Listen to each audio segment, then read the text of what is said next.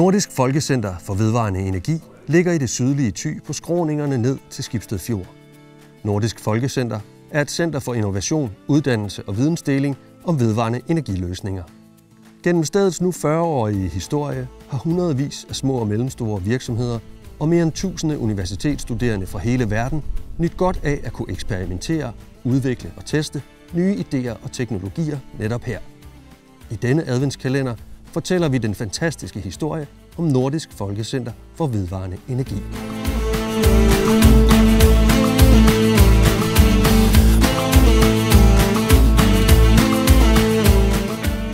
Afrika, der står de med et kæmpe know-how-underskud.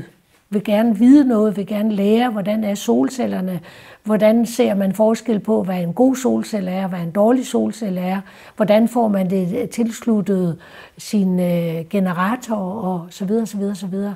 Og der har vi så lavet et folkecenter i Uganda, i Østafrika og et i Mali i Vestafrika. Det er et ret store folkecenter dernede, hvor vi sammen med dem søger nogle projekter og får sat vedvarende energi i gang, også i de der lande. Folkecentret started as an NGO working fully on renewable energy promotions, and we have been making hundreds of installation of solar in health center, in school, and water supply for communities, and electrification, the policy work, to influence the national policy and regional policy on renewable energy, different trainings we are doing in Mali and West Africa. So this is a bit what we are doing, and we believe that Africa have a great opportunity with a huge potential God gave us with our sun, with our biomass, with our wind, so we should make the best use of that. So all this combined together is what Folkecentret is doing.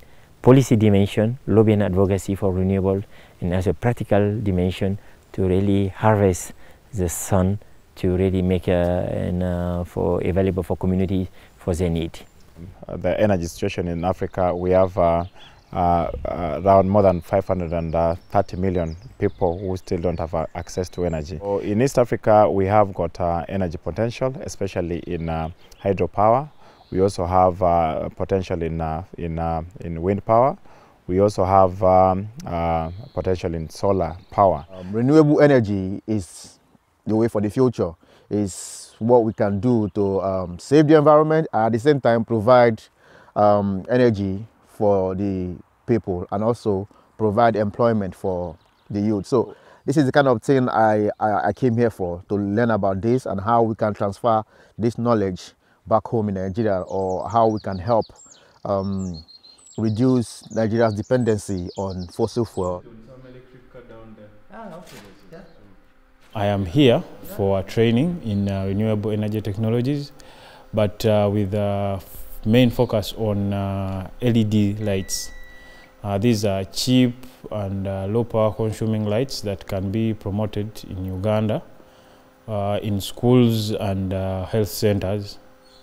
And I am here to do the practical and get to know the concepts, how they work, the combinations, the perfect combinations for them to emit enough light while consuming very little. We are trying to promote these renewable energies to mitigate climate change in the northern part of West Nile part of our country, in a district called Nebi. So we are going to promote solar for cooking, we are going to promote LED lights for lighting in schools and health centers. This turbine is a low wind turbine. We are using spare parts or a spoiled hoverboard as our generator. We are yet to design our own generator, but for the testing purposes, we wanted to see whether this wing made from wood can turn on low wind. So with this, we have proved that the wing can turn and generate some electricity on low wind. JEEP has a lot of interns. We get a lot of interns from the top universities of Uganda. So those interns and youth we work with will be the first people I will train, because now I'm going to go there and train others. So we shall train them on how to make the LED lights, how to fabricate the wing for low wind turbines, how to actually, the whole concept of a low wind turbine, how to make an engine, how to use solar for cooking, and how to maintain and fabricate it. So from the trainings I will have with these youth, that they will also go and train others, and others will train others. Now we are using 1.8. If we make something locally, it can easily be maintained, it can easily be fixed, and you can easily troubleshoot it. And the materials are within the country, so it is going to be cheap to maintain and to troubleshoot and to also fabricate. Yes, maybe.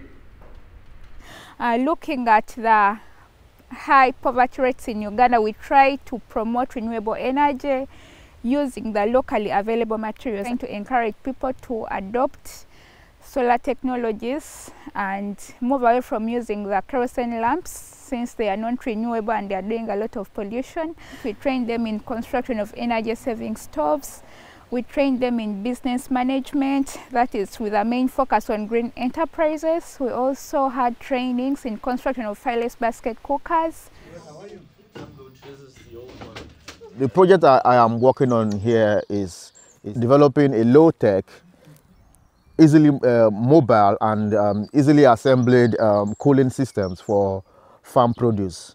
One major problem is back home in Nigeria is farm women or men, when they bring their wares to the market, prospectors that buy from them don't really, they wait until nightfall so that they can buy this product on the cheap. The reason why they do that is because these products, like tomatoes, onions, are perishable. And yam, over a period of time, they spoil because of the heat. Farmers spend a lot of money, as well as a lot of time to grow these crops. And it doesn't make sense for them to sell it on the cheap because these goods are perishable. So if they have where they can store these products, they can sell at their own time and at their own price. Det at man har et center, hvor folk gerne vil komme og prøve noget af selv, det tror jeg har spillet en stor rolle, og det er jo også det, der gør, ikke, jeg ved ikke, hvor mange der er i dag, men altså indimellem, så kommer der jo folk fra 6-8 forskellige lande. Og det giver jo en viden og en effekt. Jeg kan se det i Afrika, hvor vi jo har Folkecenter både i Uganda og i Mali, at det er jo folk, der har været heroppe som unge og set, hvordan man kunne gøre, og så vil de selv gøre det. Man kan sige, at hele det projekt om at få lys i skolerne om aftenen, så kvinderne kan lære noget, fordi de er for travlt optaget med arbejde om dagen, er jo en effekt, der er større end hvad skal vi sige, meget af det andet, vi render rundt og laver. The goal is to help people transfer knowledge so that they can continually transfer it to other people, like build here and transfer knowledge, teach people to do it so that they can be self-sufficient.